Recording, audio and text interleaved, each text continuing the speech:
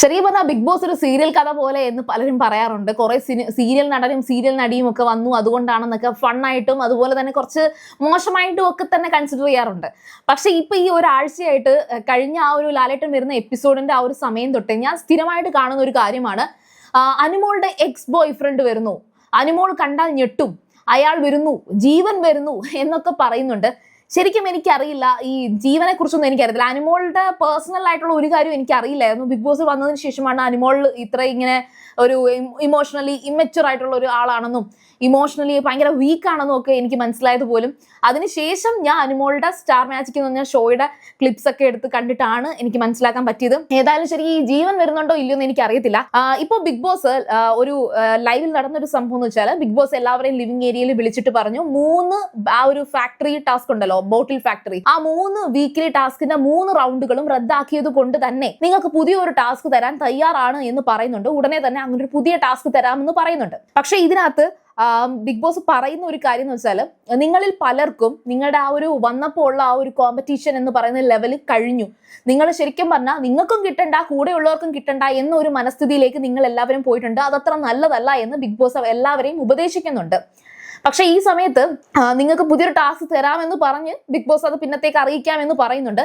നമുക്ക് പ്രൊമോ വീഡിയോയിൽ നിന്ന് ആ ടാസ്ക് എന്താണെന്ന് മനസ്സിലായിട്ടുണ്ട്. അതായത് 15 കസേരകളും 15 കൊച്ചു കൊച്ചു സ്തൂപങ്ങൾ ഒരു ടേബിൾ പോലെ അവരുടെ മുന്നിൽ ഇരിപ്പുണ്ട്.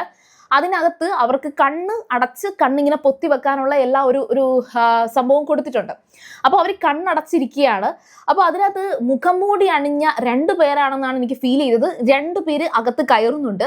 ഇവര് ഈ മുഖംമൂടി അണിഞ്ഞവര് ഇതിനകത്ത് ഇങ്ങനെ റൗണ്ട് ചെയ്തിട്ട് ആരിന്റെ മുഖംമൂടി മാറ്റി കൊടുക്കുന്നുണ്ട്, നെവിന്റെ മുഖംമൂടി മാറ്റി കൊടുക്കുന്നുണ്ട്. അവസാനമാണ് അനുമോള് കണ്ണ് തുറന്ന് നോക്കുന്നത്. പക്ഷെ ഈ മുഖംമൂടി മാറ്റി കൊടുക്കുന്ന സമയത്ത് ആര്യൻ ആ ടേബിളിന്റെ നടുക്കിരിക്കുന്ന ഇമ്മ്യൂണിറ്റി എന്ന് പറയുന്ന ഒരു ബോട്ടിലുണ്ട്. ആ ഇമ്മ്യൂണിറ്റി ബോട്ടിൽ എടുത്ത് മറ്റുള്ളവരുടെയൊക്കെ ആ ഒരു സ്തൂപത്തിനകത്തോട് വെക്കുന്ന ഒരു സീൻ അവിടെ ആ ഗെയിമിന്റെ പാർട്ടായിട്ട് നടക്കുന്നുണ്ട്. അത് മാത്രമല്ല, നെവിനും ഇതിങ്ങനെ കണ്ടുകൊണ്ടിരിക്കുന്നതായിട്ട് നമ്മൾ കാണുന്നുണ്ട്. ഫൈനലി ഈ പറയുന്ന ഇമ്മ്യൂണിറ്റി എന്ന് പറയുന്ന ബോട്ടിൽ അത് അനുമോളുടെ ഫ്രണ്ടിലാണ് വരുന്നത്. ഇവരെല്ലാവരും ഈ കണ്ണടച്ചിരിക്കുന്നത് കൊണ്ട് തന്നെ ഇവർക്കാർക്കും പരസ്പരം ഡിസ്കസ് ചെയ്യാൻ കഴിയില്ല എന്ന് നമുക്ക് ഉറപ്പാണ്. പിന്നെ അവർ എങ്ങനെയാണ് ഇൻസ്ട്രക്ഷൻസ് പാലിക്കുന്നത്, അവരെന്താണ് ചെയ്യുന്നതെന്നുള്ളത് ടാസ്ക് ലൈവിൽ വന്നാൽ മാത്രമേ മനസ്സിലാക്കാൻ സാധിക്കൂ. പക്ഷെ ആ ഒരു ബോട്ടിൽ കാണുന്ന അനുമോള് ഞെട്ടുന്നതായിട്ടാണ് എനിക്ക് ഫീൽ ചെയ്തത്. ആ ഇമ്മ്യൂണിറ്റി തൻ്റെ ഫ്രണ്ടിലാണ് ഇരിക്കുന്നത്.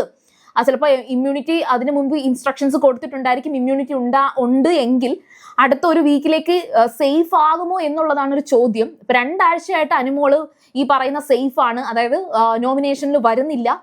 അതുകൊണ്ട് ആൾക്കാർ മനഃപൂർവ്വമായിട്ട് അനുമോളുടെ മുന്നിൽ ആ ഇമ്മ്യൂണിറ്റി ബോട്ടിൽ വെക്കില്ല. അതൊരു പാര തന്നെ ആയിരിക്കും. അത് മാത്രമല്ല, അത് ഞാൻ ചേർത്ത് പറയാനുള്ള വേറൊരു കാര്യം, ജിഷിനും അനുമോളും തമ്മിൽ ഒരു പ്രശ്നം ഉണ്ടായി.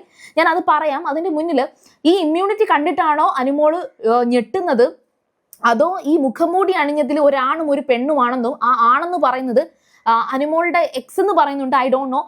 എന്തായാലും അനുമോളുമായിട്ട് റിലേറ്റ് ചെയ്തിട്ടുള്ള ഒരു വ്യക്തിയാണ്, ജീവൻ എന്നാണ് പേര് എന്നൊക്കെ പറയുന്ന ആൾക്കാരുണ്ട് പുറത്ത്, അതെനിക്കറിയില്ല. പിന്നെ ഒരു പെൺകുട്ടിയും കൂടെ ആയിട്ട് വൈൽഡ് കാർഡ് എൻട്രീസ് വരുന്നുണ്ട് എന്നാണ് പറയുന്നത്.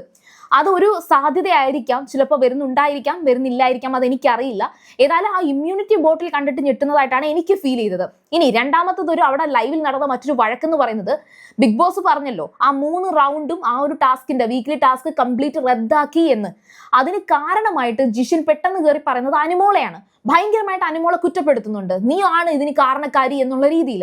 ശരിക്കും പറഞ്ഞാൽ ജിഷിൻ ഒരു മണ്ടനാണ് എന്ന് അവിടെ പ്രൂവ് ചെയ്തിട്ടുണ്ട്. കാരണം ജിഷിൻ ശരിക്കും പറഞ്ഞാൽ എല്ലാവരെയും ഒന്ന് സോപ്പിട്ട് നിർത്താനാണ് ശ്രമിച്ചത്. നന്നായിട്ട് ആ ഗെയിം കളിച്ചത് അനുമോളാണ്. അനുമോളും ജിഷിനുമായിരുന്നു ആദ്യത്തെ ആ ഒരു ക്വാളിറ്റി ചെക്കർ ഓഫീസേഴ്സ് എന്നൊക്കെ പറയുന്നത്. അപ്പൊ ആ ഓഫീസേഴ്സ് ചെയ്യേണ്ട കാര്യങ്ങൾ കറക്റ്റ് ആയിട്ട് അനുമോൾ ചെയ്തു. എല്ലാവർക്കും ഈ പറയുന്ന കോയിൻസ് കിട്ടാൻ വേണ്ടിയിട്ട് വീക്കിലി ടാസ്ക് കംപ്ലീറ്റ് ചെയ്ത് കോയിൻസ് കൂടുതൽ കിട്ടിയിട്ട് അവർക്കത് ആ തരത്തിലൊന്നും അനുമോൾ ചിന്തിച്ചില്ല. അനുമോൾക്ക് കിട്ടിയ ഡ്യൂട്ടി നന്നായിട്ട് ചെയ്തു. അപ്പൊ അവർ തമ്മിൽ തല്ലാതെ ഈ പറയുന്ന ബോട്ടിൽ ഏജന്റുമാർ വൃത്തിക്ക് കൈകാര്യം ചെയ്യണമായിരുന്നു. അപ്പൊ അവിടെയാണ് ആ വഴക്ക് നടന്നത്. അവിടുന്നാണ് അവർ ആ ബോട്ടിൽസ് എല്ലാം ചളുക്കിയത്. പിന്നെ ബോട്ടിൽസ് മോഷ്ടിച്ചുകൊണ്ട് പോയി.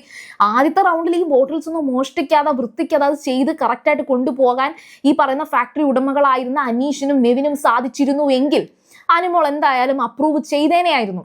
പക്ഷേ ഇവരിപ്പോൾ ഇങ്ങനെ കിട്ടുന്ന ടാസ്കുകളെയൊക്കെ അവർ ഭയങ്കര ഫണ്ണായിട്ടാണ് കാണുന്നത്, അല്ലെങ്കിൽ അടി ഉണ്ടാക്കാൻ വേണ്ടിയിട്ടുള്ള ഒരു അവസരമായിട്ടാണ് കാണുന്നത്. അവർ തമ്മിൽ മത്സരിക്കുകയാണ്. ഇൻഡിവിജ്വൽ ആയിട്ടുള്ള ഒരു ഗെയിം സ്പിരിറ്റ് അല്ല, പകരം ബിഗ് ബോസിനകത്ത് നടക്കുന്ന വഴക്കുകളൊക്കെ എടുത്ത് ആ ഗെയിമിനകത്ത് വലിച്ചിടുകയാണ് ചെയ്യുന്നതെന്ന് എനിക്ക് ഫീൽ ചെയ്തു. അപ്പോൾ ജിഷിൻ അത് തുടരെ പറഞ്ഞുകൊണ്ടിരിക്കുമ്പോൾ അനുമോൾ അതിനെ തർക്കിക്കുന്നുണ്ട്. ഇനി അതിൻ്റെ പേരിൽ അനുമോളെ ഇമ്മ്യൂണിറ്റിയുടെ ആ ഒരു ഇതെടുത്ത് മുമ്പിൽ വെച്ച് ഇനി അനുമോൾക്ക് ട്രാപ്പാണോ അതോ അനുമോൾക്ക് നല്ലതാണോ എന്നറിയില്ല, വൈൽഡ് കാർഡ് എൻട്രീസ് ആണോ എന്നും അറിയത്തില്ല. അപ്പോൾ എന്തായാലും ശരി, ഈവനിങ് ഒക്കെ ആവുന്നതിന് മുന്നേ തന്നെ ഈ ഒരു പുതിയൊരു ഗെയിമിലേക്ക് പോകാം. അപ്പോൾ എന്തായാലും ലൈവ് അപ്ഡേറ്റ്സിന് വേണ്ടിയിട്ട് നിങ്ങൾ കാത്തിരിക്കുക.